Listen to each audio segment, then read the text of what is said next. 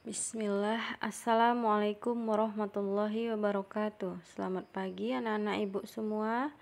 Semoga anak-anak ibu dalam keadaan sehat dan selalu dalam lindungan Allah Subhanahu wa Ta'ala.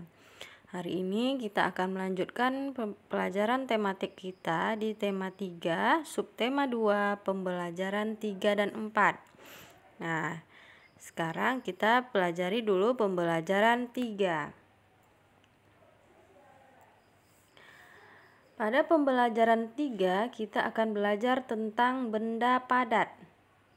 Salah satu wujud benda antara lain adalah padat. Banyak contoh benda padat di sekitarmu. Batu, pensil, dan kursi merupakan contoh benda padat. Mengapa benda-benda tersebut digolongkan sebagai benda padat? Yuk cari tahu sifat benda tersebut. Lakukan pengamatan sebagai berikut. Yang pertama, amatilah benda-benda padat di sekitarmu. Yang kedua, tuliskan sifat benda padat berdasarkan pengamatanmu. Nah, di sini sudah ada sifat benda padat. Yang pertama, susunan partikel benda beraturan. Yang kedua, jarak antara partikel benda rapat. Yang ketiga, bentuk benda tetap dan volume benda tetap. Di bawah ini contoh beberapa sifat benda padat. Ini ada, kita ambil contoh 5 buah benda. Yang pertama itu pensil. Bentuknya berubah sesuai tempat. Tidak ya, tidak berubah karena di sini disilang. Kemudian bentuknya tetap walaupun tempatnya berubah. Nah, ini benar. Dapat digenggam, benar. Tidak dapat digenggam, salah. Begitu juga dengan karet penghapus. Bentuknya tetap walaupun tempatnya berubah. Kemudian dapat digenggam. Buku, bentuknya tetap walaupun tempatnya berubah. Yang kemudian dapat digenggam. Yang keempat, penggaris. Sama ya, bentuknya tetap walaupun tempatnya berubah dan dapat digenggam. Dan yang terakhir itu ada kotak pensil. Nah, setelah melihat hasil di atas, dapatkah kamu menyimpulkan sifat benda padat? Nah, di sini kita tarik kesimpulan, kita ambil kesimpulan, bentuk benda padat tetap atau tidak dipengaruhi wadahnya. Wadah itu tempat ya nak. Jadi dimanapun anak-anak ibu meletakkan benda padat itu tidak akan terpengaruh kepada bentuk benda padat itu sendiri. Misalkan naruh buku di kotak, di kardus, tidak akan berubah bentuk buku itu sendiri ya. Kemudian bentuk benda padat dapat digenggam karena bentuknya padat. Nah, di sini sebutkan benda yang digunakan untuk mengukur jarak dari rumahmu ke sekolah. Berapakah jarak yang ditempuh dari rumahmu ke sekolah? Kamu dapat bertanya kepada kedua orang tuamu. Di sini ada contoh soal. Rumah Dayu berjarak 6 km dari sekolah. Jarak dari sekolah ke pasar 7 km. Berapakah jarak yang ditempuh Dayu dari rumah ke pasar? Nih ada penyelesaiannya di bawah. Jarak yang ditempuh Dayu dari rumah ke pasar adalah 6 km ditambahkan dengan 7 km. Sama dengan 13 km.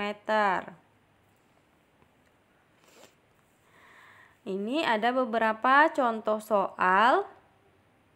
Ya, yang pertama, Udin dan Beni akan berlomba lari. Jarak yang akan ditempuh 350 meter. Lomba pun segera dimulai. Saat Udin telah sampai ke garis akhir, Beni baru menempuh 200 meter. Berapa meter sisa jarak yang harus ditempuh Beni sampai ke garis akhir? Nah, dimasukkan dulu jarak yang akan ditempuh itu 350 meter. Sementara Beni baru menempuh 200 meter. Berarti 350 dikurang 200 meter hasilnya 150 meter. Berarti jarak yang harus ditempuh Beni sampai ke garis akhir sisanya itu 150 meter. Selanjutnya, jarak rumah Edo ke sekolah 2.500 meter. Jarak rumah Siti ke sekolah 4.740 meter. Berapa meter perbedaan jarak rumah Siti dan Edo dari sekolah? Nah, di sini kita ambil 4.740 meter dikurang 2.500 meter sama dengan 2.240 meter. Selanjutnya, Udin pergi ke sekolah dengan bersepeda. Jarak yang ditempuh Udin dari rumah ke sekolah 3 km. Nah, di sini menggunakan kilometer. Setelah menempuh jarak 2 km dari rumahnya, ban sepeda Udin bocor. Akhirnya Udin menuntun sepedanya sampai ke sekolah. Berapa kilometer jarak yang ditempuh Udin menuntun sepeda sampai ke sekolah? Nah, dibaca dulu baik-baik nanti soalnya ya nak kalau menjawab. Awalnya jarak yang ditempuh Udin dari rumah itu ke sekolah 3 km. Kemudian dia udah menempuh jarak 2 km. Berarti 3 km dikurang 2 km, sisanya sama dengan 1 km. Nah, di sini boleh kilometer mau dijadikan ke meter. 1 km sama dengan 1000 meter. Selanjutnya, Lani dan keluarganya pergi ke Bandung naik bus. Jarak Jakarta ke Bandung 130 km. Bus telah menempuh jarak dari Jakarta ke Bandung sejauh 50.000 meter. Berapa kilometer sisa jarak yang harus ditempuh bus tersebut? Nah, kalau soalnya seperti ini, yang 1 kilometer, yang satunya meter. Yang meter ini kita ubah dulu ke kilometer. Nih, 50.000 meter sama dengan 50 km. Jadi dikurangi dari jarak Jakarta ke Bandung 130 km dikurang 50 sama dengan 80 km.